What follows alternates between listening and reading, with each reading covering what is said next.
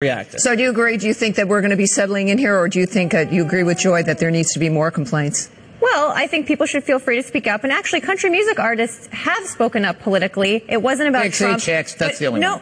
No, that's not, Greg. After the shooting in Las Vegas, many of them, especially the ones who were performing, came out and tried to have a serious conversation about guns, even though that's not popular with a lot of their audience. There were a lot of opinions about guns. There were a lot. No, that's what I'm saying. But they felt like that was an area and a time when they could have a discussion about policy. And I actually really appreciated the fact that country musicians, many of whom, that's what I listen to, that's my jam. Well, but that policy is different than good. She wants them to go after Trump. That's her fixation. I'm not talking about Joy right now. I'm talking about the fact that country music at times actually does wade into politics or policy.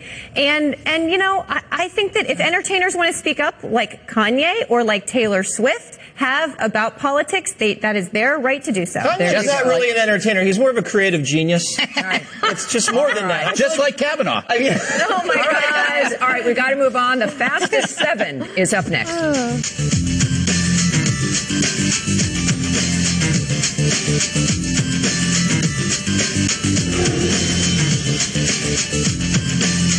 Salonpas. We're the world leader in medicinal pain patches. Our latest innovation, Salonpas Lidocaine, using hydrogel-based technology with the maximum strength lidocaine you can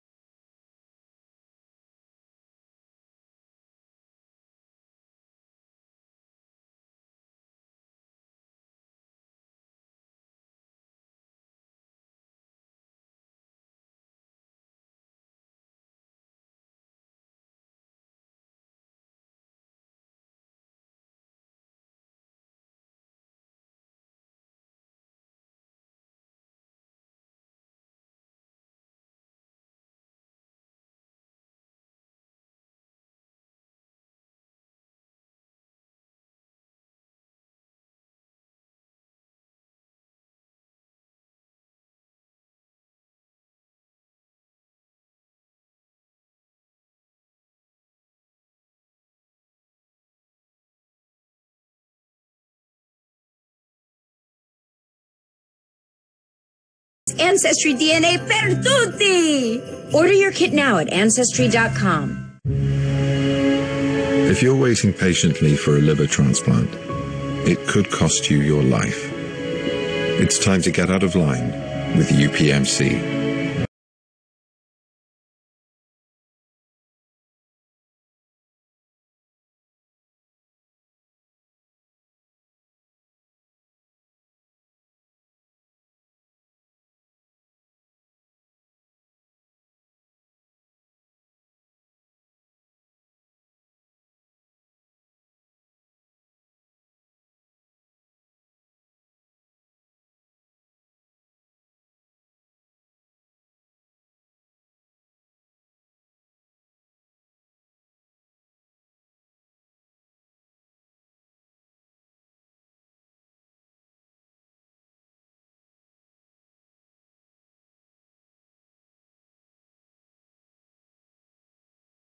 having moderate to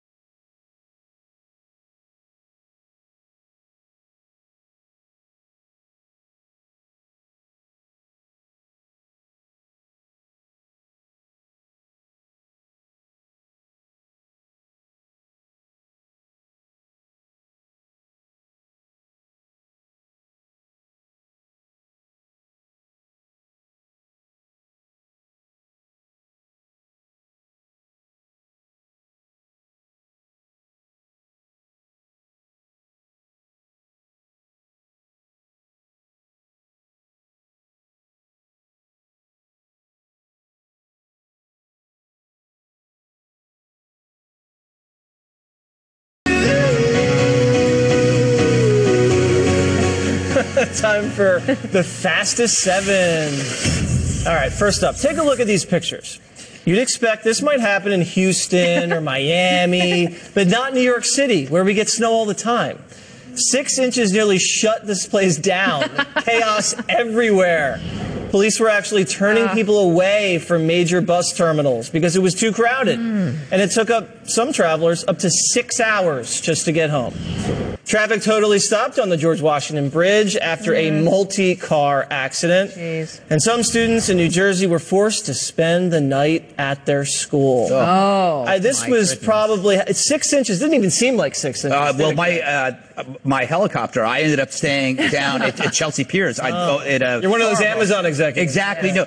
This is the most heavily taxed place on earth, and the city cannot take care of the homeless. They can't take care of the streets that the homeless choose to sleep on. Meanwhile, de Blasio still makes it to the gym in Brooklyn. I'm sure he didn't have any delays. I took the subway home, and it missed my stop, and I ended up being lost for 20 minutes in Chinatown because I couldn't see the street signs. And I've lived here for 2 decades. And he had a big Fox News umbrella. I had a big Fox News umbrella, and everybody left me alone. So JoJo and Hair and Makeup said she took her car down to Brooklyn after the show. It took her 3 hours to get to Brooklyn. 3 hours and 45 minutes. Jeez. It was a lot. No, it was terrible. And I know, actually, Tom Shalhoub's producer, Yeah. his wife, it took her 8 hours to get home from the city. And they have a young baby. Ohio. I mean, this is serious stuff. This is pathetic. Look, we get it, America. New York is pathetic.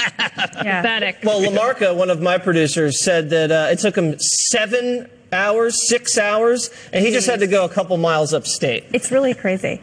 My producer ended up staying in the city last night because she didn't think she could get home. Oh, but she got to go shopping at the Gap, though. She did. What, they don't have Gaps in D.C.? I talked to her. She knew she works here. She lives in New York. She did buy pajama pants at the Gap, you're right. But it was crazy. Wait. She lives in New York, and they put her up in a hotel? She lives in New Jersey. No. She lives Sounds like a scam. No. She lives in New Jersey, and she had to be back in early this morning. Didn't get done until after our show last night. The early morning shift, got it. But the people that use the Port Authority, that bus terminal, the police locked the doors and would not let people in because it was too crowded. Yeah. It really... It's nuts. Now, it was only 6 inches. Look, I'm a new New Yorker, 4 years, right? I've been very impressed. From Los Angeles, you don't have this kind of infrastructure for traveling. I took the subway, didn't get in a car to come here to the studio yesterday, took the subway home. Way to save the company money, Tammy. One block away from my apartment, was able to avoid all of the snow and everything, and I was impressed. However, it was the first time that things, for me, with the fourth winter, that things did seem strangely inept, that nobody was doing anything, and I was this city, I knew it was coming, I wore the right boots, I was ready, and I'm a Los Angelino. So I was just thinking, how was this deliberate? How is it that they didn't know that this was happening? Well, speaking of deliberate, Chris Christie tweeted, it took me 5 hours and 40 minutes to travel from Piscataway to Mendham. He was walking. Not really the best person to complain about. Nice. Okay, up next. Yeah, good point.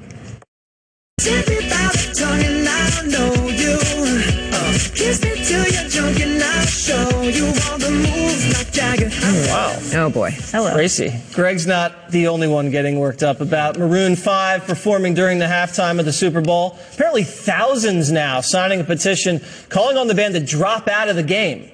It's not because they think Maroon 5 stinks, but as a sign of support for Colin Kaepernick's national anthem protest. I didn't see that coming. I thought it was about the music.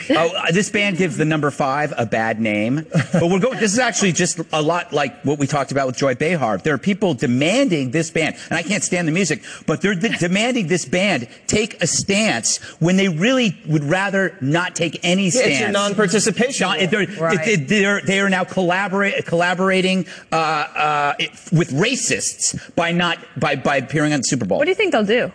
I think that they're going to break up because they realize their music is so bad and it's destroying the eardrums of the youth. Well, you were kind of sighing and in a very excited way when you saw Maroon 5 performing. I heard that. I hate Maroon 5. I think they're a terrible choice because I really don't like their music. But this is also because, remember, Rihanna came out a few weeks ago and said she wouldn't have performed at the Super Bowl because of Colin Kaepernick. And look, these people are free to sign a petition. They asked me to perform, and I said no in solidarity. I get it. People are going to take a stand. These people are allowed to sign a petition, and Maroon 5 is allowed to keep playing their terrible music. Tammy, You know, it's also like whether or not you go to the White House if you've won a game or, you know, a big championship. There is this demonstration that you have to make or kind of this positioning you have to take. And we've got to put a stamp on this and just to have it end and just encourage them to perform because it's going to, you know, we've got to be able to or not, participate. And they can make a decision. Or not, just based on normal life instead of all this pressure and all this bullying. That's right. All right. So finally, social media going straight to your head. A new study links excessive selfie posting to an increase in narcissism. With heavy social media users experience a 25% increase in self-absorbed behavior. Greg, Why me? Narcissism, It's all about selfies. We suffer from a glut of images. You know, when your grandmother passed away, there was only one black and white photo in the newspaper, and it was really grainy. She was mysterious little old lady. Now, when Granny dies, there's going to be 5,000 Instagram poses of her showing every tattoo, every belly ring, every party shot she does. It's going to be visually, everybody's going to be in great Even detail. Republicans push Granny over the cliff? Yes. Do you have a Greg selfie? Is there a Yes, Greg I think I selfie do. up there somewhere? Yeah. Let's see if we have a Greg selfie. You must have sent something in there. Oh, yeah. That's what I see when I look in the mirror. Wow, I see you Phil got Hemmer. much better looking, Greg. Dana?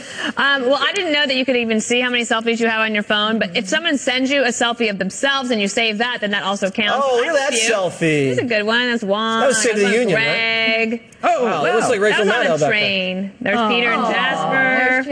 It also counts Very selfies nice. if you just turn the phone around and take it with another person. So, like, if we took a photo that's what right a now, selfie's called. But a selfie, people It's think like of it as just being you, yourself. right? Yeah. Or just being Oh, you. there we Like, go. Oh, look at that selfie. Right there. That was a selfie. You are very selfie involved. But see, that counts as a selfie, even though someone else, my husband, is in it. Which I don't think That's should count true. as a selfie on the iPhone. I think it's a technical glitch. Tammy, do you have selfies? I have 2 on my phone. That's and it? It makes me nervous. I joined Instagram, but it makes me nervous to put even personal things on there. I want to keep it non-political. We're very hip, Tammy. But yeah, it's all the technology makes Are you me on a little Snapchat nervous. too? No. Jesse? No, Do I'm we not. have any Jesse you skipped yours. Do I have a My selfie? favorite is with Grumpy Cat. Do I My have a favorite sel- selfie. Look at you. There you are. That was in the morning. God. Okay. You gave that to them? I didn't have a lot of selfies. Dana, it will surprise you, I'm not very narcissistic. You looked like the Post-it guy from Sex and the City. I thought I looked like the that lead was singer of Friday. Maroon 5. Don't go anywhere. Fan Mail Friday up next.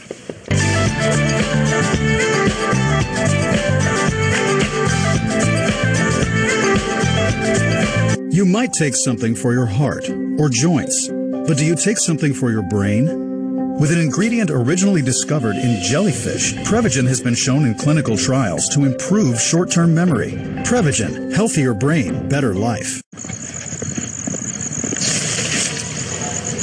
No, I don't think so.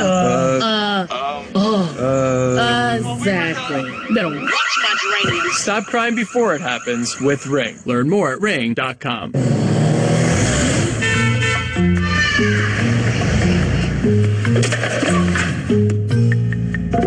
Feeling unsure? What if you had some help? Introducing the new 2019 Ford Edge with the confidence of Ford Copilot 360 technology, the most available driver assist technology in its class. The new 2019 Ford Edge. Hiring? It's a big deal. Finding the right candidates can take up lots of your time and energy. But not on Indeed. Millions of great people are using Indeed every single day. People with every possible combination of skill and experience. And with filters to help you find them faster, whatever type of candidates you're looking for, you'll find them on Indeed. Accelerate your hiring even more with a $50 credit to start your first job post with premium placement on Indeed. Florida's midterm mess. Missed deadlines, machine recounts, now counting ballots by hand? Tucker goes inside the controversies tonight. I'm young.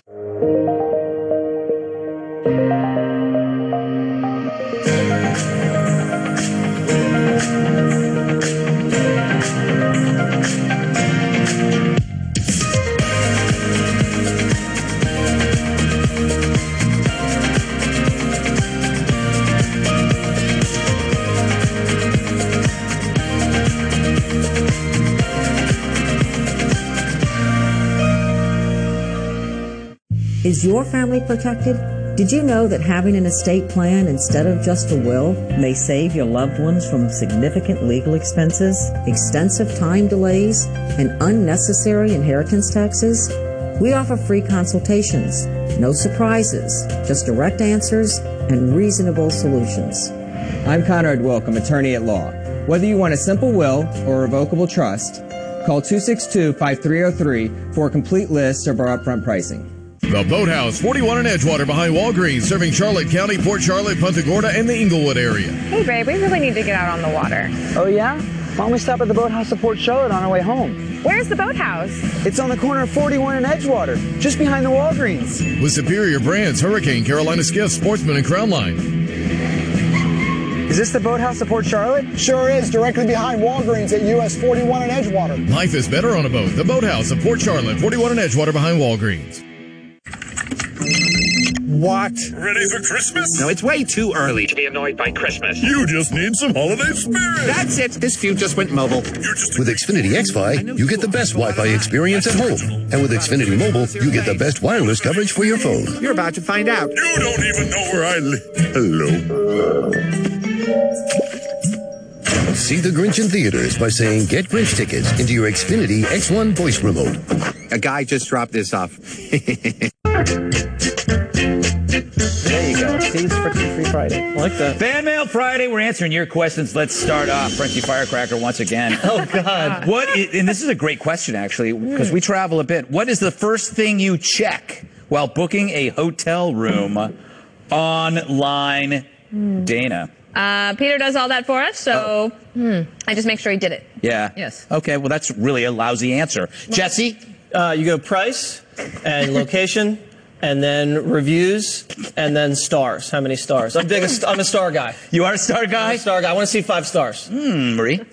I'm a points person, so I'm very loyal to brands. So Intercontinental Hotels, IHG, and then and Kimpton, and then right below that is Marriott. I do enjoy the Kimpton. Yeah, shout out to Marriott. Shout out to Four Seasons. Stop it! Hilton, I love you. You know what's great about the Kimptons? I'm very into points. Dogs. No, the zebra printed bathrobes. Yes. Zebra printed bathrobes. That's Tammy? right. Stars, right? You How they're animal rated, but then Gutfeld. also a review of the rooms to see if they've got bathtubs and if you can actually request that. Make sure you get that kind of room. I just look distance to airport. That's all I can. And if it's in the airport, I'm in. That's why I love Dallas. I love the Hilton at Dallas. Oh, I would live at the Hilton. service, yeah. Oh, fantastic. TC Ledbetter asks, ooh, God, this is a hard one. What is your most irrational fear, Jesse? Irrational. Having no friends. That is totally terrifies me. That's so funny. That is so irrational because that would never happen. Because that's the whole point. It's irrational. And rats. Yeah. That's not irrational. That's very real. Irrational? I don't want to say any of them because then I feel like I'll be jinxed. I'm very superstitious. Oh, really? Wow. I'm very That's irrational. That is the most irrational thing ever. Right into it. Fear of jinxing. I actually didn't. Fear of jinxing. I actually wasn't trying to do that. I was just trying to say. There you go. I didn't Sometimes want with to the say reveal. Tammy? Spiders. That's not irrational. They can be poison. No, but they're beautiful creatures too. If like you and I look at like the National Geographic stuff because then I get a little bit obsessed. And I helped a tarantula once across a road when I was. Was this a little hairy man? Why would you do that? I was hiking on a trail, and because they're very slow and they're blind, and I scooted him across the road. And then he ended up biting a child and killing everybody in the village. Dana. Stink bugs. Oh, I will scream. But that, I mean, that's yeah. They used to have like every once, you know, when it's winter and then it gets warm out, and in the White House they would all of a sudden be like on your phone or on your keyboard. Oh, it's terrible. See, yeah, you've had my irrational fear, losing my looks. It's going to be tough for you. It's going to be tough. Well, it's irrational. That's the point. You look like Hammer. I mean. All right. This is from Ed Henry. From Twitter. Is this the real Ed Henry? Is he verified? How many Ed Henrys are they? 2 first names. There's It's no got to be blue him. check there. Is Greg as ornery IRL? What does that stand for? In real life. In real life. It's definitely Ed and Ray. As he is on the Twitters, asking for a friend, and then he signed it Ed in DC. You're really making this about yourself, aren't you? No, I'm not. I ask everybody questions. They give me this question. I never get questions about myself. Yes, you do. You monopolized the segment. Did I? The narcissist. All right. This is even better. No, I'll answer the question. No, skip that question. He's very ornery on and off camera. No, you know what I would say to this is that I am falling back into the bad habits of going on Twitter after drinking. Remember I swore I wasn't going to do that? That is a mistake. Is that why you were getting a beef with John Kerry? I think so, but I still won. No. Me drunk still beats him sober. Well, can I announce I'm to everyone defend watching? John Kerry. Let me announce to everyone watching the show, as somebody who visits here on occasion, and I'm honored to do so. Everybody is as you would expect them to be. Your imagining of everyone. Dana's just awful. But they are really like this and lovely, wonderful people. Maybe except for Greg. Thank you. But yes, so they are what you expect them to be. Here's an interesting question: what kind of sickness have you lied about so you didn't have to go to work? Migraine. Ooh. Migraine. Because I get them, and so it's not a total lie. How long does your migraine last? Like 25 minutes, and then it's gone. Oh yeah, then I'm not. No, like a day. They last. Mine lasts about. They last a long time. Jesse, they're really bad. I don't get sick. I don't miss a lot of work. My attendance record here is really good. It's true. No, you were sick just a couple weeks ago. Oh yeah. Oh yeah. Didn't you have strep? No, I just had It was a hangover. There's not a perception that I have a drinking problem. Yeah, you blew it. All right. It wasn't really the flu. I don't know. I don't know. Okay, well, they want us to tease, so. Okay, who calls in sick anymore? Look, I never went to school. I hated school. Wow. I was teased, and so it was always I have a tummy ache, right? And then I got away with it. I eventually graduated early, but ultimately that's the last time I made. I would just say yeast infection. Yeah. One more thing. Up next. Happy Friday, everyone.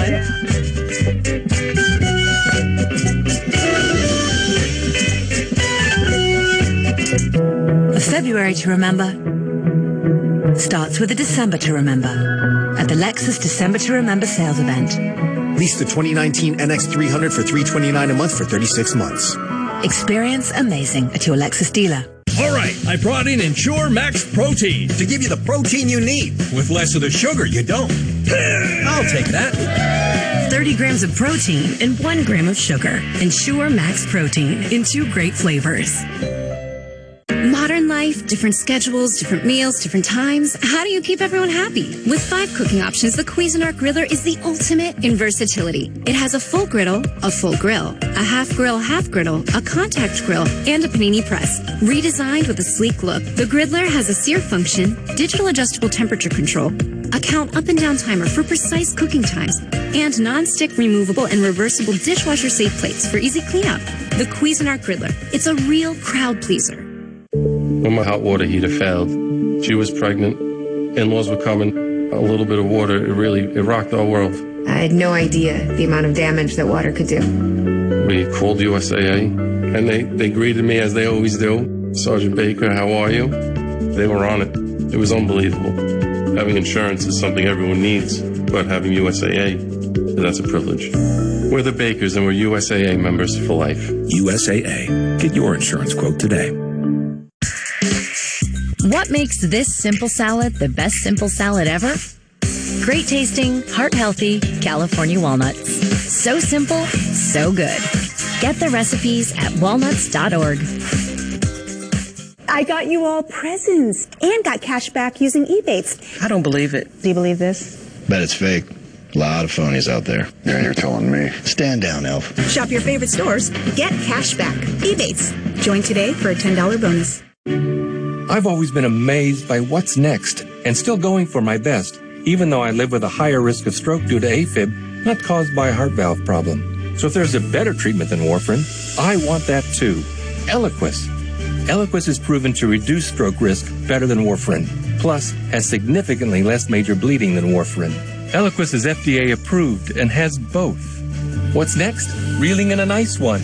Don't stop taking Eliquis unless your doctor tells you to, as stopping increases your risk of having a stroke. Eliquis can cause serious and in rare cases fatal bleeding. Don't take Eliquis if you have an artificial heart valve or abnormal bleeding. While taking Eliquis, you may bruise more easily, and it may take longer than usual for any bleeding to stop. Seek immediate medical care for sudden signs of bleeding, like unusual bruising. Eliquis may increase your bleeding risk if you take certain medicines. Tell your doctor about all planned medical or dental procedures. Eliquis, the #1 cardiologist-prescribed blood thinner. Ask your doctor if Eliquis is what's next for you.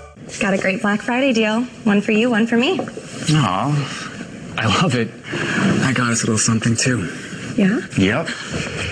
One for you and one for me. I love it. Oh, actually, that was supposed to be for me. I love it.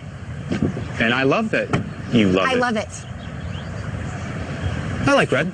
During the GMC Sierra Black Friday event, get over $12,000 total value on a specially equipped 2018 Sierra SLT Crew Cab when you finance through GM Financial.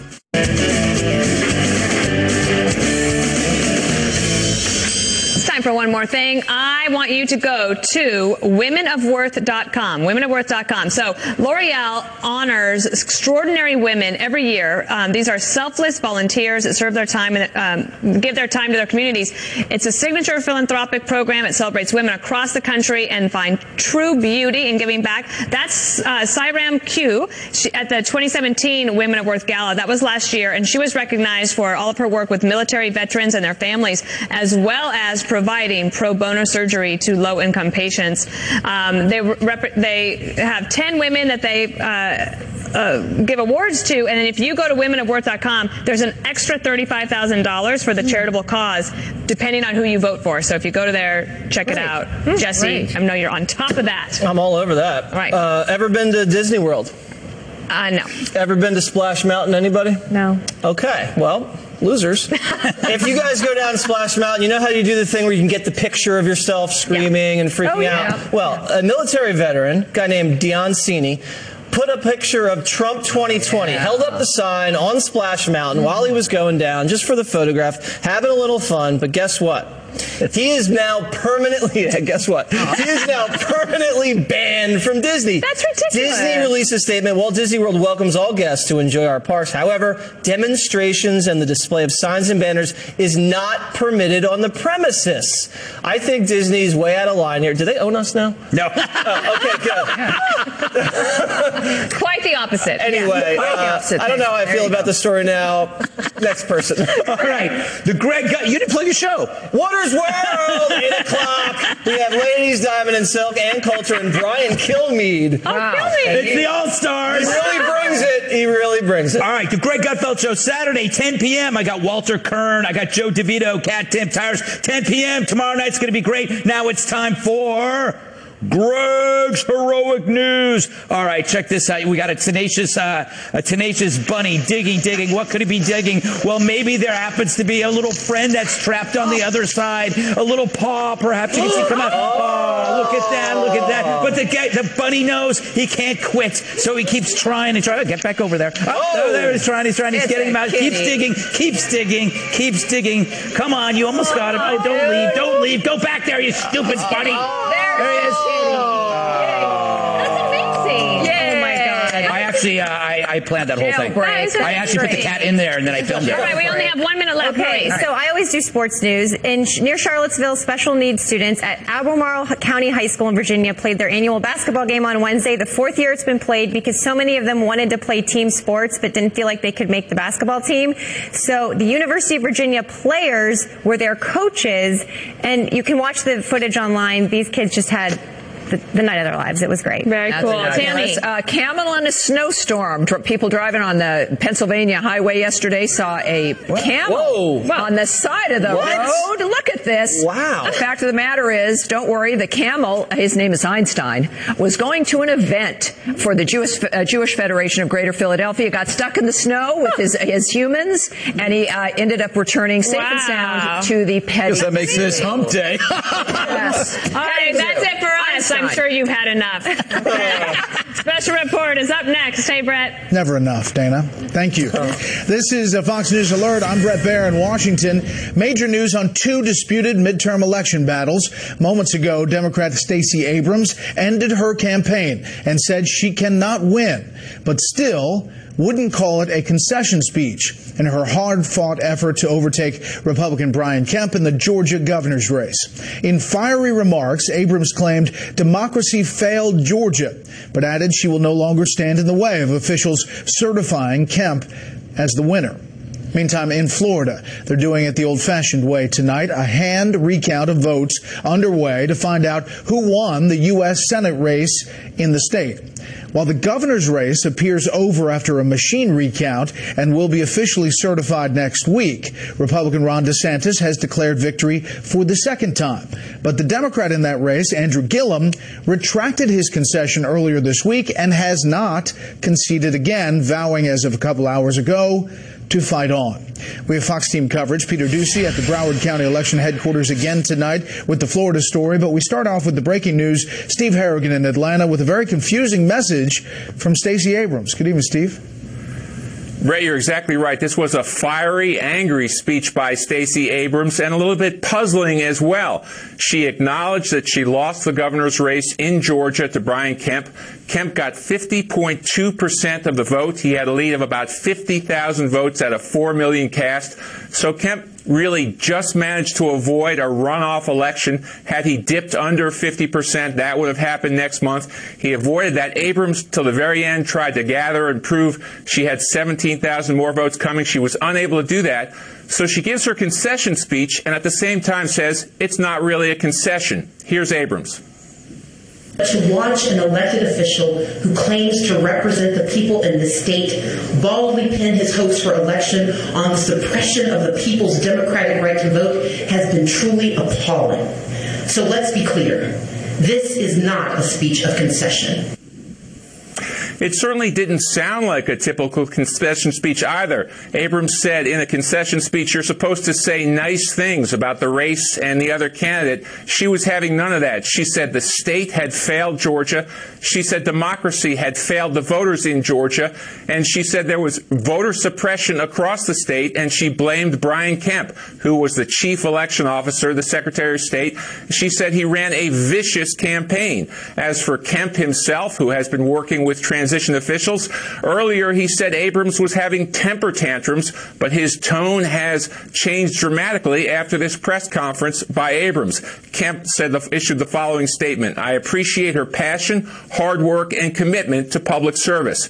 So what we're seeing now is really a bitter end to a very bitter fight in a really closely contested contest in Georgia. Abrams, just 44 years old, will now be a private citizen, but we could likely see her in future races for governor or senator in Georgia. Right back to you. And Steve, just to clarify, there's no phone call we know of between the two campaigns? It also is lacking the traditional phone call. The Kemp team learned about it from this concession speech, which was not a concession speech. All right, Steve Harrigan live in Atlanta. Steve, thank you. There is also plenty of uncertainty in Florida tonight. A hand recount of ballots for Senate moves toward resolution, one vote at a time. Correspondent Peter Ducey is in Lauderhill, Florida right now. Good evening, Peter. Good evening, Brett. There are still 5,700 outstanding mailed ballots with improper signatures that could be fixed by 5 p.m. tomorrow. That is according to a spreadsheet just posted by Bill Nelson's lawyer. But 5,700 is less than half as many as they need to win because their vote total isn't exactly being beefed up by the recount.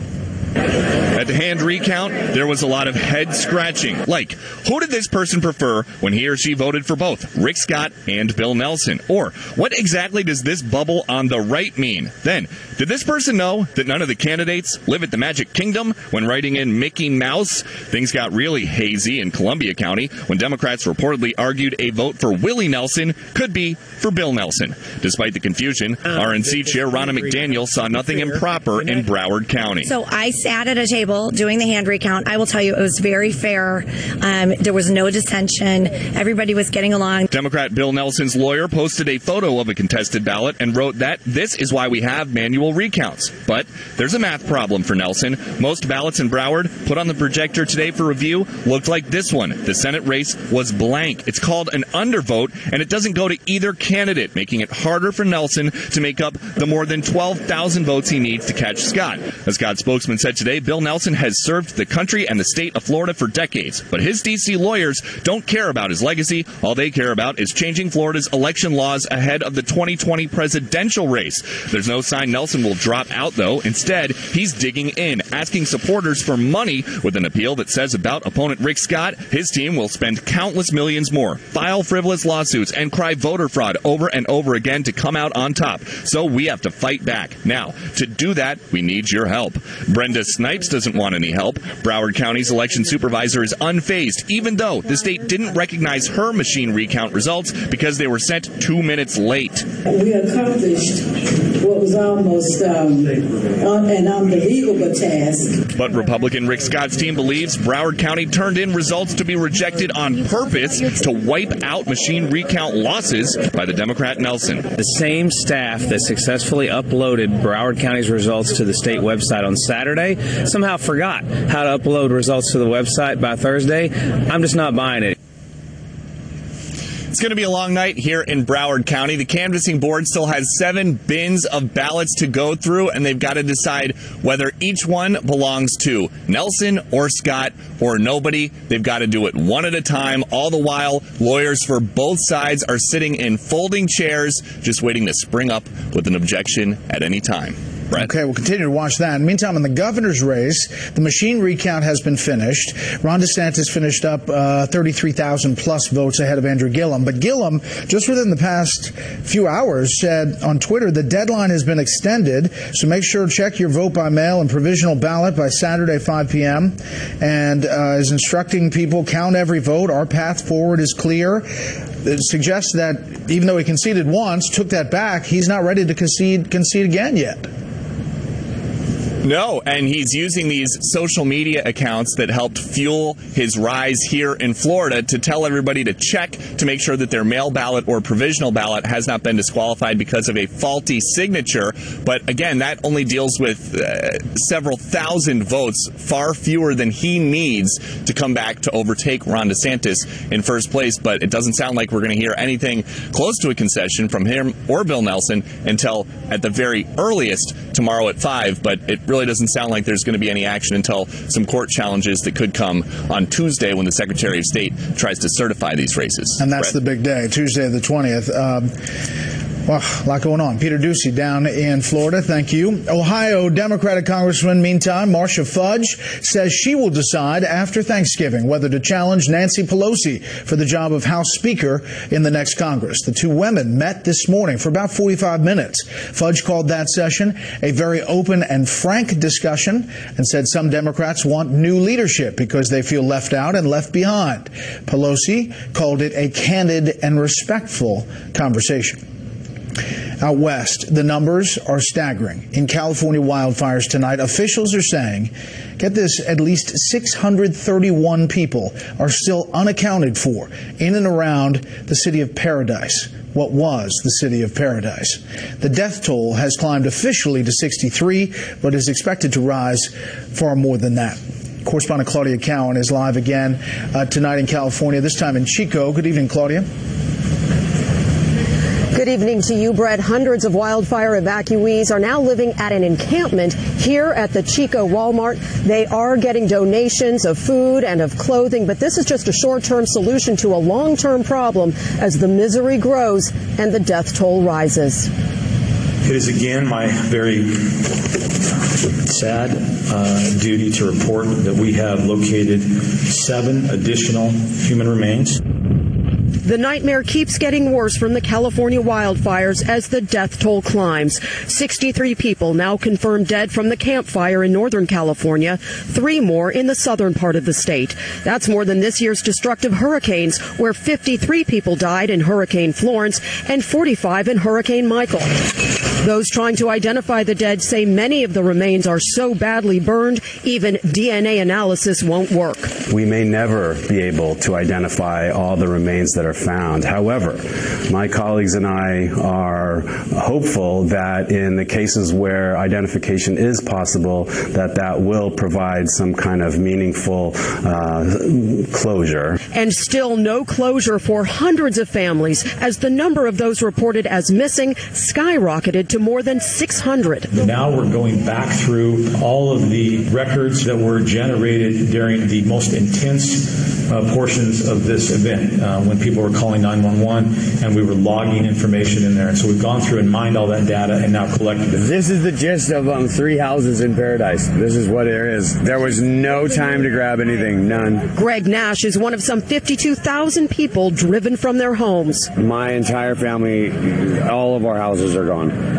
And you just don't know what you've got till it's gone. You really don't. But by Sunday, Nash and hundreds of others will have to leave this tent city at a Chico Walmart, as this makeshift evacuee camp will be shut down, leaving those left homeless by the fire scrambling to find a place to stay. This is not going to be a short-term situation. It's not weeks, it's not months. The whole community has essentially been wiped out. President Trump will visit fire-damaged areas tomorrow during his trip to California. But today, he told Fox News Sunday's Chris Wallace that there needs to be better forest management. It can be not only stopped, it can be made much better. At a minimum, it can be made much better. We need forest management. Meantime, city officials are trying to come up with a plan to house all of these people because not only is this encampment set to close on Sunday, but rain is in the forecast for next week. Brett. Claudia Cowan live in Chico tonight. Claudia, thank you. President Trump may be close to turning in his homework, essentially, to the special counsel. The president says he has completed a list of questions from investigators, and he says he did it himself. Correspondent Rich Edson reports from the White House tonight. President Trump claims he has personally finished answering special counsel Robert Mueller's questions. It didn't take very long to do them, and they were my answers. I don't need lawyers to do that. Now, you need lawyers for submittal. You need lawyers to go over some of the answers. At an Oval Office bill signing, the president also says he's hearing the Mueller investigation will end soon. I'm sure it'll be just fine. And you know why it's going to be just fine? Because there was no collusion. Again, describing the special counsel's investigation as a witch hunt, the president tweeted of Mueller and his team, quote, "They are screaming and shouting at people, horribly threatening them to come up with the answers they want. They are a disgrace to our nation and don't care how many lives they ruin." When asked this afternoon what specifically prompted that outburst, the president says it's just the continuation of the Mueller investigation, which he says should have never happened. Acting Attorney General Matthew Whitaker now oversees that probe. Before taking that job, he was critical of the special counsel. Some congressional Republicans are pushing the White House to soon submit an Attorney General nominee. I think a lot of the questions involving Mr. Whitaker and the acting AG could be eliminated if we had a nominee. And my understanding is the White House is starting to look into that, and but I don't have any, as I told you this morning, don't have any indication of timeline or who the candidates are. Senator Cornyn says he suspects a commitment to protect Mueller's investigation will be front and center during the nominee's confirmation hearing. Once the president submits his written answers to the special counsel, it's unclear what happens next. Indictments or evidence against those close to the president or information damaging enough Democrats push impeachment through the House. Though if Mueller's report falls short of more indictments or strong indications of collusion, House Democrats would have to weigh whether impeachment is worth the risk, given the political consequences of the last presidential impeachment. A source tells Fox News the president did not submit his answers today to the special counsel. Also at the White House this afternoon, the president announced he is nominating Andrew Wheeler as his administrator to the Environmental Protection Agency. Wheeler is acting in that role now. Brett. Rich Edson live on the North Lawn. Rich, thank you. As Rich mentioned, President Trump recognized 7 extraordinary Americans with the Presidential Medal of Freedom today. It is the government's highest civilian honor. The list posthumously dealt with Elvis Presley, Supreme Court Justice Antonin Scalia, and Babe Ruth, plus 2 football greats, Roger Staubach of Dallas Cowboys fame and Naval Academy class of 1965, retired Minnesota Supreme Court Justice and former NFL star Alan Page, as well as retiring Utah Senator Orrin Hatch, and Republican donor Miriam Adelson, wife of casino magnate Sheldon Adelson. President Trump has a message for the media: behave or else. This comes as a judge orders the administration to at least temporarily end its freeze-out of a CNN reporter. Fox News media analyst and host of Fox's Media Buzz, Howard Kurtz, tells us what this all means tonight. What began as a press conference clash between President Trump and his least favorite reporter at his least favorite network morphed into a major legal test of press freedom. And in a preliminary ruling today, CNN and White House correspondent Jim Acosta won that test for now. 3 days after CNN filed suit over a White House decision to suspend Acosta's credentials, federal Judge Timothy Kelly ordered the pass restored while the case proceeds. The Trump appointee said he wasn't ruling on whether the White House violated Acosta's First Amendment rights after last week's dust-up. That's enough. Pardon me, ma'am. Mr. President. That's enough. CNN should be ashamed of itself having you working for them. You are a rude, terrible person. In the suit, backed by Fox News and a dozen other major news outlets, the judge found the White House violated Acosta's due process, saying the decision was shrouded in mystery and shifting explanations, abandoning a claim that Acosta laid hands on the intern reaching for the mic. In an interview with Chris Wallace that will air on Fox News Sunday, the president downplayed the decision. What they said, though, is that we have to create rules and regulations for conduct, et cetera, et cetera. We're doing that. We're going to write them up right now. It's not a big deal. And if he misbehaves, we'll throw him out, or we'll stop the news conference, or somebody else. I'm not just saying about Acosta.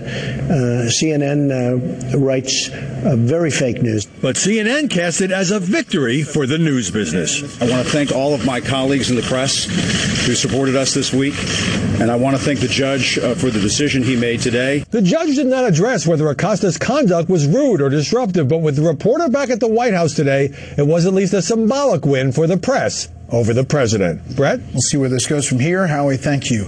Up next, is WikiLeaks founder Julian Assange a step closer to appearing in a U.S. courtroom? First, here's what some of our Fox affiliates around the country are covering tonight. WSVN in Miami, as federal investigators say designers overestimated the strength of a critical section of a Florida International University pedestrian bridge that collapsed last March. 6 people were killed.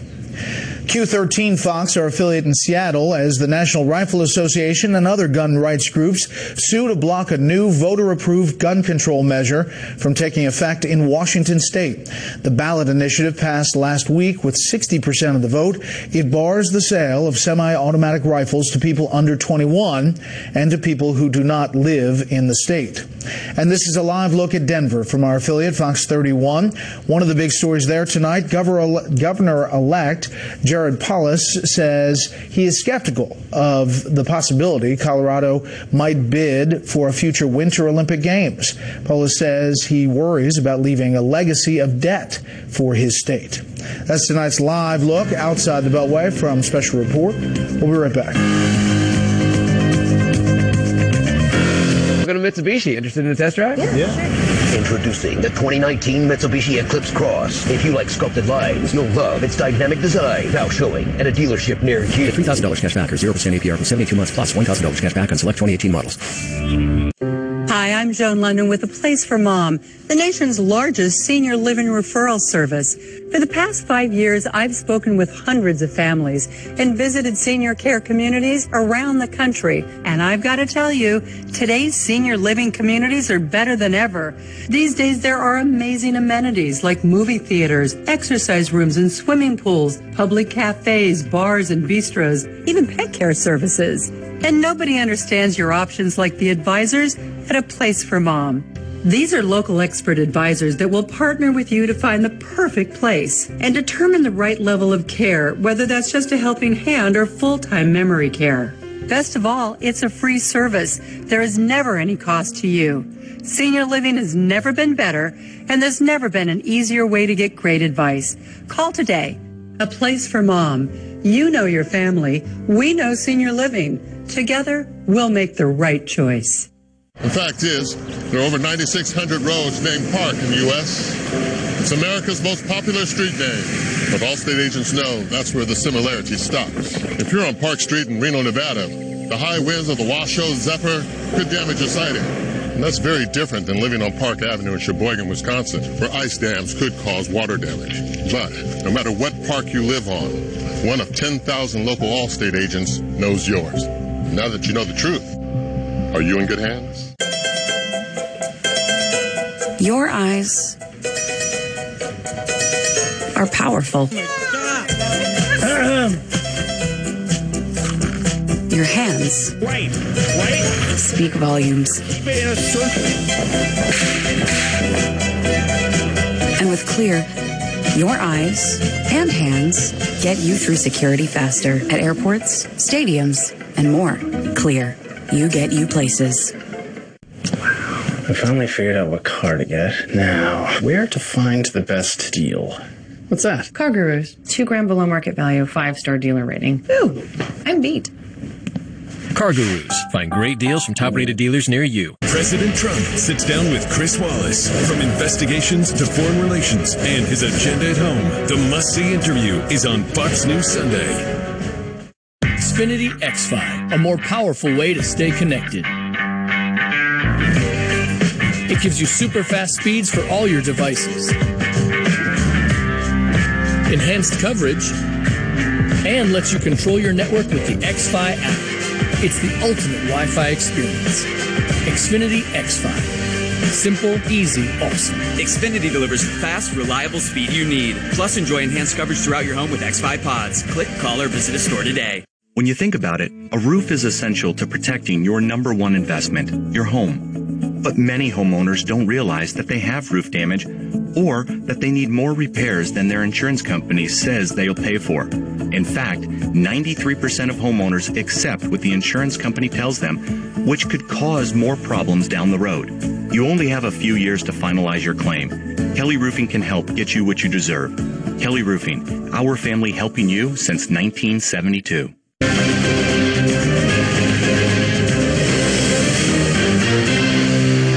Stocks were mixed today. The 500 was up 7.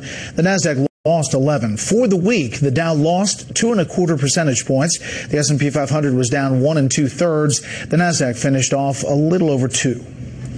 A California National Guardsman is being accused of trying to smuggle 3 Mexicans into the U.S. USA Today reports Private Edward Acosta Avila was charged after being arrested over the weekend near San Diego. The Mexicans were allegedly hiding in the back seat of a car being driven by Acosta Avila when it was stopped by Border Patrol. No comment so far from his attorney. There are new reports tonight that WikiLeaks founder Julian Assange could end up in a U.S. courtroom sometime soon. His name has appeared in what was apparently a mistakenly released document unrelated to the very serious charges Assange could face. Chief Intelligence Correspondent Catherine Herridge explains tonight. No other procedure is likely to keep confidential the fact that Assange has been charged. The proposed order would need to remain sealed until Assange is arrested. 6 years ago, Assange sought refuge in London's Ecuadorian embassy, fearing arrest and prosecution. Speculation about his status grew after media reporting Ecuador and Britain want to remove him. In 2010, then Army Private Bradley Manning gave WikiLeaks more than 750,000 classified and sensitive U.S. government cables. And more recently, the website posted hacked emails from the DNC and Clinton campaign during the 2016 election. Oh, we love WikiLeaks. Well, then candidate Trump praised them. After the election, his CIA director labeled the operation treasonous. It's time to call out WikiLeaks for what it really is. A non-state hostile intelligence service often abetted by state actors like Russia. In a statement, WikiLeaks said the U.S. indictment of Assange is a grave violation of press freedoms.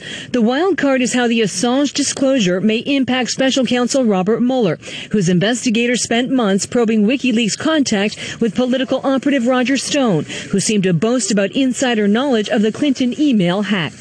The Obama administration considered charges, but was cautious about whether Assange and WikiLeaks qualified as a news organization. But the Trump administration has taken a more aggressive approach, Brett. Catherine, thank you. Up next, get out your calculator. We'll tell you what the first ever audit of the Pentagon has discovered. First, beyond our borders tonight, thousands of Palestinians participated in a Hamas-led rally along the perimeter fence dividing Gaza from Israel today.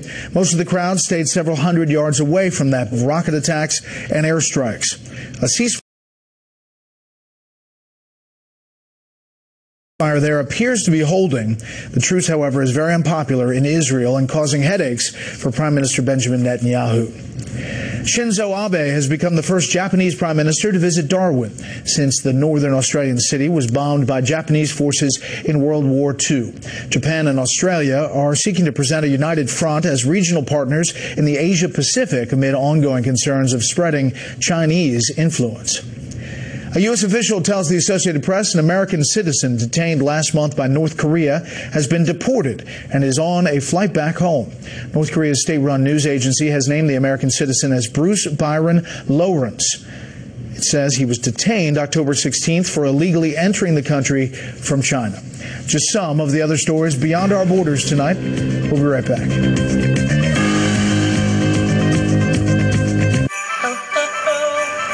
This is our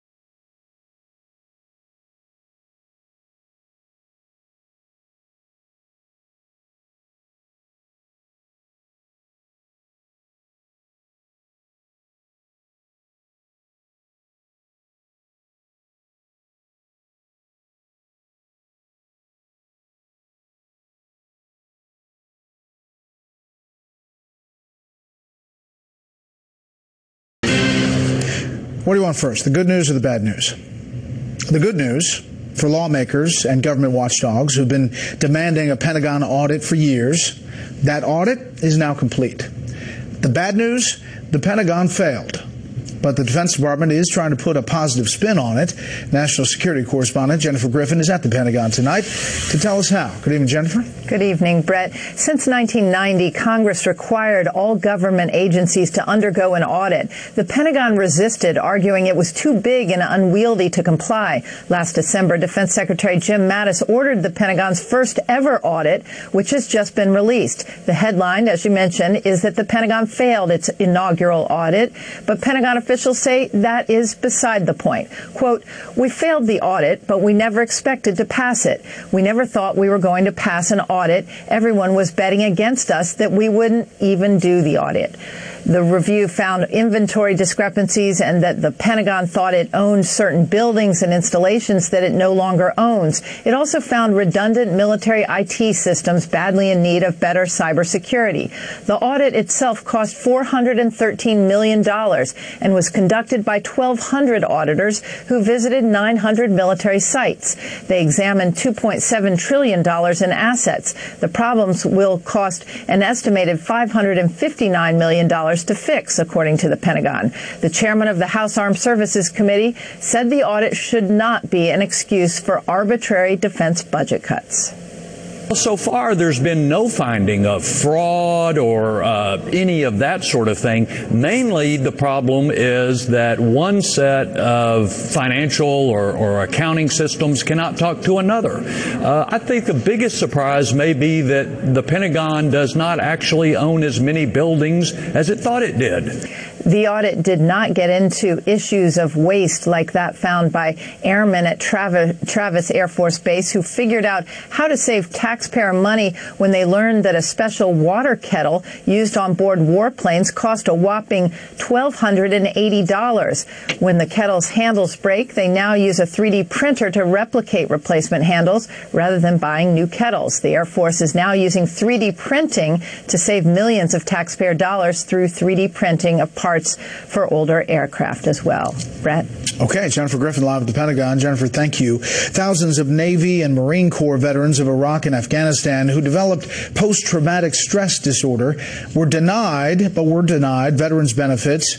They've been given the green light now to sue the military. A federal judge in Connecticut has certified a class action lawsuit against Navy Secretary Richard Spencer. The veterans with PTSD say they were unfairly given less than honorable discharges for minor infractions linked to their untreated mental health problems. A federal prosecutor has argued the plaintiffs could reapply for discharge upgrades under new rules put in place last year. Pressure is building tonight on Saudi Arabia to end the fighting against rebels in Yemen. The United Nations says 22 million Yemenis need some form of humanitarian assistance, and they're not getting it. Senior Foreign Affairs correspondent Amy Kellogg reports tonight, explaining how all of this intensified with the killing of that Saudi journalist. The UN Security Council met today to try to come up with a plan for ending the war in Yemen. Calls for an end to hostilities have increased since the murder of Saudi journalist Jamal Khashoggi.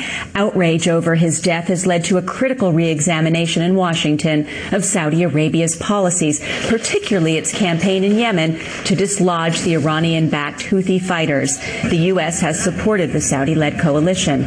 Passions ran high on the Senate floor yesterday. Since Secretary Pompeo said about 3 weeks ago that the Saudi coalition should quit bombing civilian centers, the Saudis have dropped 200 bombs on Hodeidah. Hodeidah is a city where most of the humanitarian effort and food comes in. I'm not for selling F-16s to Russia or to China, but I'm also not for selling any more to Saudi Arabia. The head of the World Food Program visited the vital port city this week. I'm here at this port today to send a very clear message to the world that we need to protect this port at all costs, make certain that it can function at the highest capacity, because if we don't, people are going to die. Yemen is now on the verge of widespread famine. Half the population is at risk of starvation.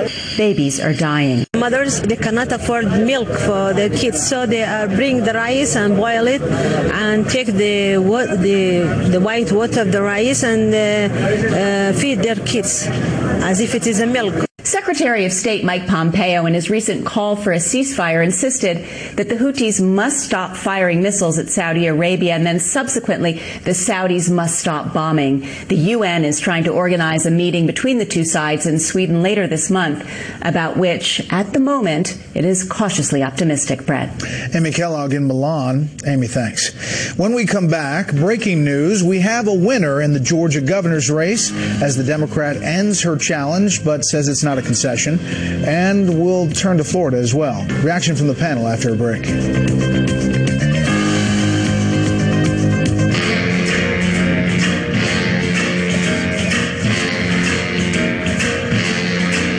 I want to be with you.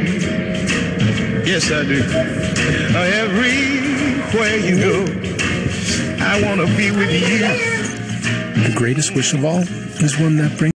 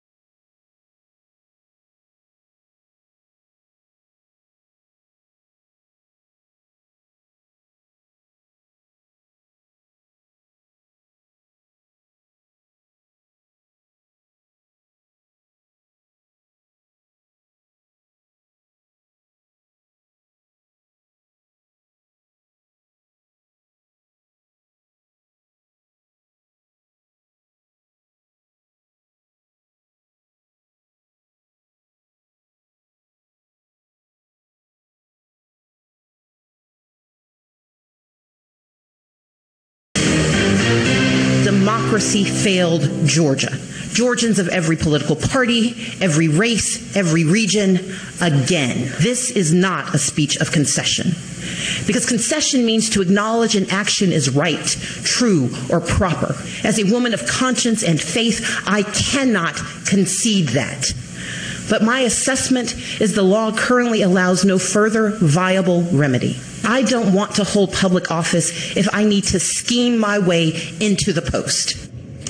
Stacey Abrams down in Georgia, essentially saying she can no longer win that race for governor. As you look at the vote total, she's still down by 54,000. The campaign there was hoping to get this under 50% for Brian Kemp, so they would force a runoff. That is not going to happen. She is not conceding. However, she is also not preventing the officials who have to certify the race from certifying it a winner in Brian Kemp, the Republican. Kemp said the election is over and hardworking Georgians are ready to move forward. We can no longer dwell on the divisive politics of the past, but must focus on Georgia's bright and promising future. Together, we will realize the opportunities and tackle the challenges to come. We will be a state that puts hardworking Georgians, no matter their zip code or political preference, first. What about this? We'll start there, go to Florida. Let's bring in our panel. Jonah Goldberg, senior editor at National Review. Susan Page, Washington bureau chief at USA Today. And national security analyst Morgan Ortagus. Jonah, that's a pretty fiery speech, not one that we haven't heard before. It is, and you'll forgive my cynicism, but I think it's kind of outrageous.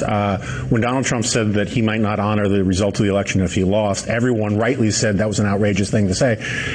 Everyone is beating up on Donald Trump for violating democratic norms and all the rest, and for questioning the integrity of elections.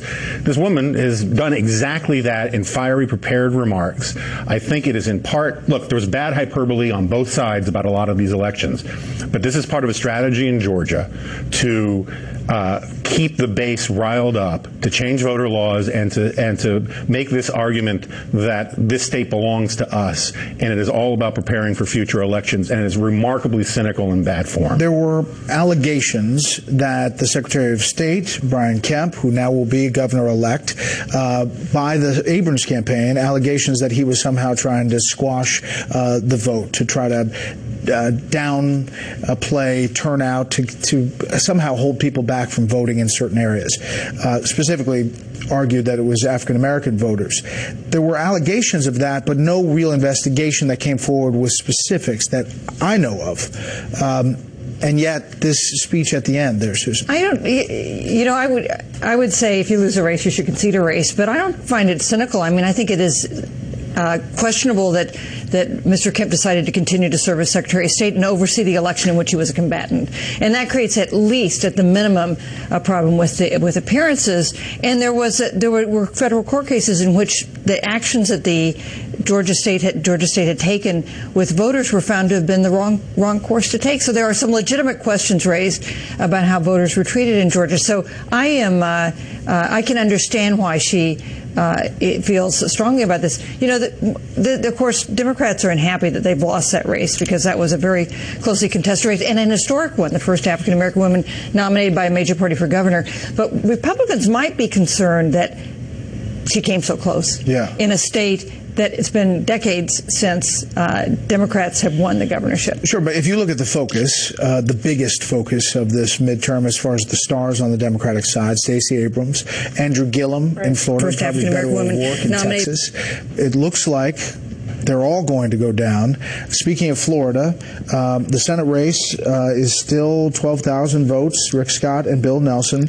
The governor's race, 33,000 plus votes, and the hand recount for the Senate race, but the machine recount's over, but Andrew Gillum's not conceding either. He conceded once, took it back, and now not conceding again. There's so many parallels with what's going on in the elections, post-election, I guess, at this point in Florida and Georgia. And as you said, I think what we really saw on election night is while we had big Democrat gains, it was among more of the moderate wing of the party. The Bernie wing of the party, the far left of the party, did not come out a winner on election night. And actually, right after the primaries in Florida, which I study Florida closely, having worked there for so long and lived there, I described it as the primary, the general election that was the first test of the Trump and Bernie voter, especially in a state like Florida. And we've seen also in Georgia, you had two pretty fringe candidates. I mean, I don't think either one of them fall into the the mainstream. It was something that you heard moderate voters in Georgia complain about quite a bit. So I think when you're looking at both Florida and Georgia, you're seeing the Democrat Party choose people in primaries, and very contested primaries, by the way. It's not like the two of them walked away with these primaries. You saw them choose fringe far-left candidates. The Republicans chose pretty far-right candidates as well. And in both of those states, voters chose the fringe right over the fringe left. Yeah, and we'll see what comes out with these recounts. It doesn't look like they're going to move a lot of votes to change the dynamic in Florida. I was going to talk about the Mueller investigation, what the president said about it, about the acting attorney general, but just in the past few minutes, the Washington Post has moved a piece that says the CIA concludes Saudi Crown Prince ordered Jamal Khashoggi's assassination. The Saudi journalist killed in the Saudi consulate in Istanbul. If true, and we haven't independently confirmed this, one would think there's a lot of pressure on the administration to have some kind of different answer. John? Yeah, I think there is. I imagine that Donald Trump is having an interesting conversation with Mike Pompeo about all of this. And I think it should prompt a different approach to the way we've been dealing with the Saudis. This was so obviously a planned assassination from the top levels of power in Saudi Arabia. And you can't say, oh, we just have to protect our interests and define our interests solely as arms sales. We have other interests, including the rule of law and the idea that you're not supposed to murder journalists who are inconvenient. Quickly, Susan. Yeah, I agree. Not a surprise, but certainly puts pressure on the administration to do more than it's done to respond to this.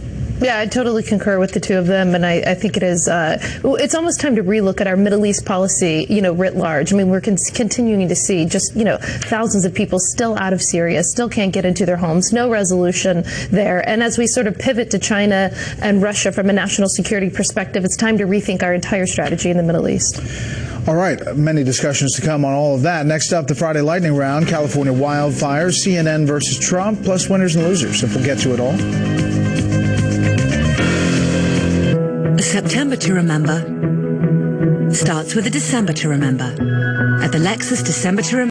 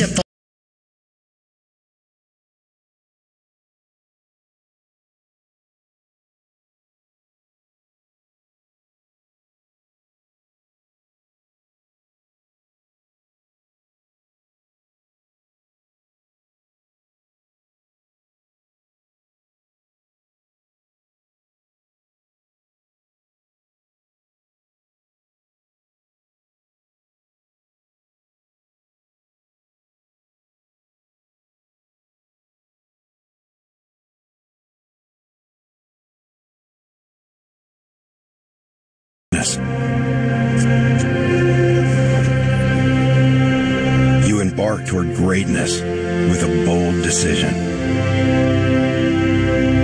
Your life's purpose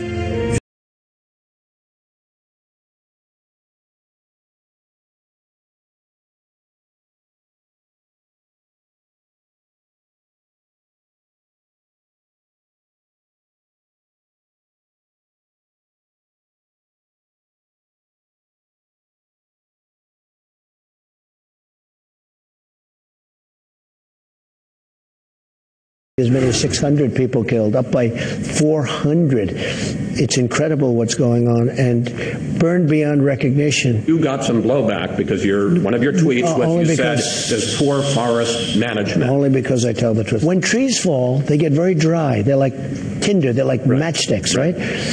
You got to remove them. What about the argument it's climate change, that it's drier, it's hotter, and that's contributing to it? Maybe it contributes a little bit. The big problem we have is management. We need forest management. We have to take care of all the dead wood that's so dry. Part of the interview with Chris Wallace that airs Sunday on Fox News Sunday, the president talking about forest management. The stats from the wildfires out in California are horrific. 66 people killed all throughout the state in the different fires. There's some 600 plus still missing, 631 from the Camp Fire alone. What about all this? We'll start there with the lightning round. Jonah. No, it's terrible. Presumably that 600 number will come down because it's a lot of people who just haven't phoned in. I think that the thing that gets to me the most is just how much, when this country is actually pressed in a crisis, how normal people rise to the occasion to help each other out. Some of that stuff is, makes me feel like there's a lot of pollen in the air when I watch it. It's amazing. We're going to continue to cover it. The president's obviously going out to California as well. All right, second story on the lightning round here. CNN versus the president. A judge temporarily ruling that Jim Acosta can have his White House credential back. The Justice Department just this hour releasing a statement. We are disappointed with the district court's decision. The president has broad authority to regulate access to the White House, including to ensure fair and orderly White House events and press conferences. We look forward to continuing to defend the White House's lawful actions from the DOJ. Interesting. The president said they're going to come up with new rules today. Susan? Well, and, of course, the president can call on whomever he wants to call on. He can choose not to call on Jim Acosta or anybody from CNN if that's what he wants. The White House can try to set rules of behavior. But what the White House cannot do is pull the credentials of a legitimate reporter because he doesn't like that reporter's questions or approach. And you know what? If showboating disqualified you from serving in the White House press corps, half that room would be empty. The president's saying that decorum will run the day in these new rules. We'll see what that looks like. Morgan.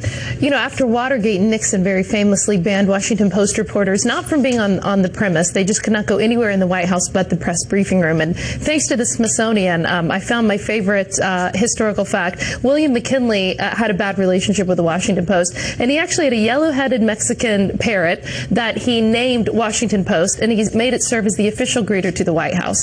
So perhaps in his approach with Jim Acosta, the president should get a parrot or a monkey or something. All right, there we go. Let's do winners and losers. Winner first or loser first, whichever one. Quickly. Well, I'll just be negative Nancy and start with loser. So Theresa May, clearly it's been an incredibly tough week. I've been following Brexit closely for the past 6 months. It's been very cantankerous negotiations. But what we saw is whenever she presented the Brexit deal, not only did she lose several ministers, there's a chance that she may even lose her seat as Prime Minister. Luckily, the good news is there's an outside chance that we might have a second British referendum on Brexit. All right, winner?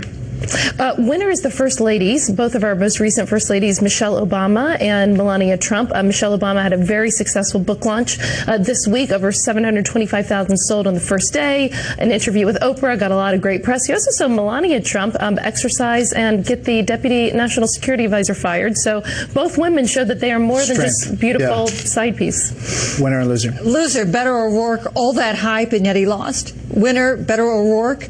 All that hype, built a national reputation, has a list now of 800,000 people who contributed to his campaign, now part of the national conversation. Lightning, winner and loser. Michael Avenatti, for all the obvious reasons. Martha McSally would get it, but she did lose the election. Instead, it goes to Boomer, her fantastic dog, who proves the most important things are outside of politics. There you go. We'll end with Boomer. Thank you, panel. When we come back, notable quotables. We're going to Mitsubishi. Interested in a test drive? Yeah. Introducing the 2019 Mitsubishi Eclipse Cross. If you like sculpted lines, you'll love its dynamic design. Now showing at a dealership near you. $3,000.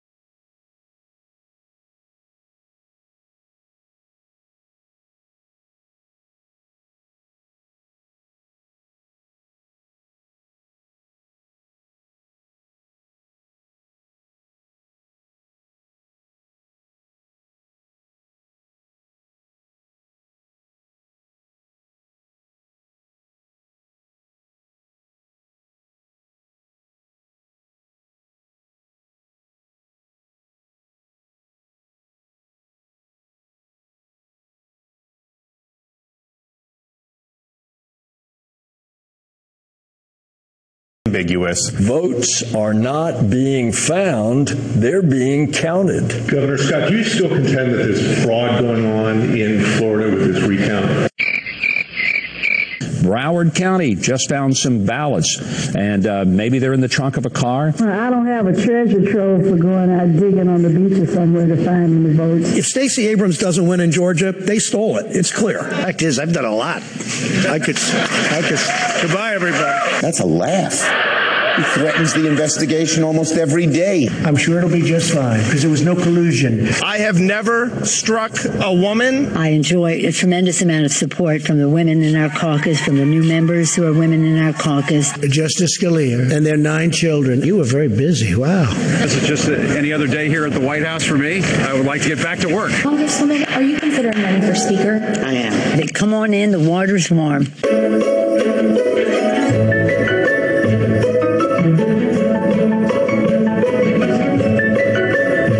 Wow, that's pretty good. The rolling panda to end on. That's just 1 week there. This weekend, as we said, Fox News Sunday, President Trump speaks with Chris Wallace exclusively. Check your local listings. A lot of news from this interview. Thanks for inviting us into your home tonight. That is it for this special report. Fair, balanced, and still unafraid. Make it a great weekend. The story, guest hosted by Ed Henry, starts right now. Hey, Ed. Brett, have a great weekend and breaking tonight. Nancy Pelosi keeping her friends close and her potential enemies a bit closer tonight, meeting face-to-face on the Hill with the woman emerging as the most talked-about potential contender to take her on in the race for the Speaker's gavel. As some Democrats are declaring it's time for not just women, but a woman of color to get a prominent spot in the congressional leadership.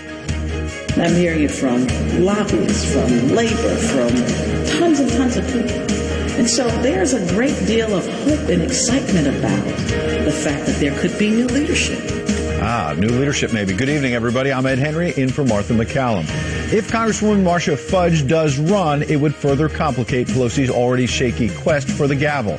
While several members of the crucial Congressional Black Caucus have expressed their support early on for Pelosi, some now say they're, quote-unquote, waiting to see what happens in the wake of Fudge's potential run. This, as a growing list of Democrats refuse to fall in line. As the week began with newcomers like New York's Alexandria Ocasio-Cortez staging a sit-in outside the former Speaker's office, it's ending with freshmen and veteran lawmakers alike hitting the airwaves to voice their concerns about Pelosi being the face and voice of her party. One of the things that I talked about frequently on the campaign trail was the need to have new voices in Congress, the need to turn a new page. If we answer that call for new leadership by reinstalling the same status quo establishment leadership that we've had in this party since 2006, then we're letting down the American people. Our chief congressional correspondent, Mike Emanuel, is live on Capitol Hill again with where Pelosi stands tonight. Good evening, Mike. Ed, good evening to you. As Ohio Congresswoman Marcia Fudge considers whether to run for Speaker of the House, she made this comparison between House Democrats and the National Football League's lowly Cleveland Browns. The Browns have the same team today that they had 3 weeks ago. We changed coaches, and they started to win. Same people. Sometimes you just need a different voice. Sometimes you just need a different kind of a vision. But I want to be clear that I have not said anything negative about Nancy because I think she's a very, very good leader.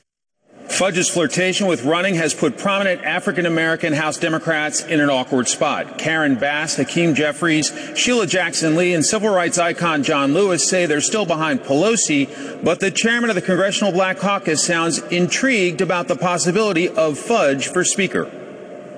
I'm not anti-Pelosi.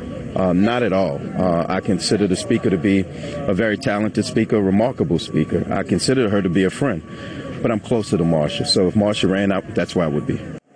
Pelosi says she intends to win the speakership with Democratic votes and suggests she has overwhelming support, but she appears to have a math problem with at least 17 Democrats saying they will not support her. Pelosi and Fudge met for 45 minutes today, with Pelosi saying, quote, "We had a candid and respectful conversation." After that, Fudge said she was heading back to Ohio to consider whether she will run. You said you decide after Thanksgiving. How soon should we expect to hear from you on your decision? After Thanksgiving. Well, that could be months after we... No. It wouldn't be. I mean, literally after Thanksgiving. Okay. If Fudge decides to run, time is precious. After all, House Democrats are expected to vote for the next speaker by secret ballot in just 12 days. Ed? All right, have a good weekend, Fal. Meanwhile, thank you. Lisa Booth and Richard Fowler, both are Fox News contributors. They are here tonight. Good evening, both of you. Hey, Ed. Good to see you, Ed. Richard, I'm struck by the comparison to the Cleveland Browns. For people who don't follow the NFL, I'm not sure if you do. Let me see. I checked. Going back to 2016, they've won only 4 games. Is that the best analogy for Democrats tonight? I'm not sure if that's the best analogy, but here's what we do know. I mean, I think here's the thing: either whether it's Nancy Pelosi or Marcia Fudge, they'd both be incredible speakers. But if Nancy Pelosi is going to win this, I think she's going to have to make a couple of changes. And she said in an interview recently on another network that one thing her father taught her, the former mayor of Baltimore, was you got to know how to count, and she knows how to count. Here are some of the changes that she's going to have to make. 1, I think she's going to have to come up with a succession plan. 2, I think she's going to have to do what the Republican caucus did and create term limits for chairmanships.